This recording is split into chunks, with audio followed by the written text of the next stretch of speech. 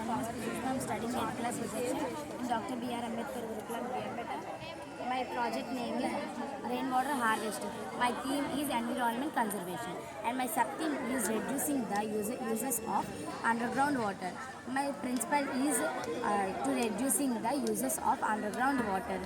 And description is in generally rainwater is flowing into drainages and you just and finally density is sea and oceans.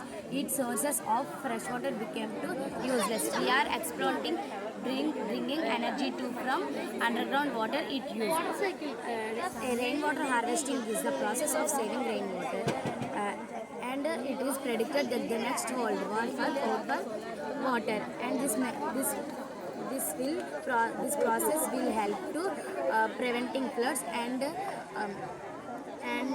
this method will process to stress on our rivers and lakes, and rainwater harvesting is the aquatic life from getting polluted and depleted. Strict laws are needed to implement and deplete rainwater.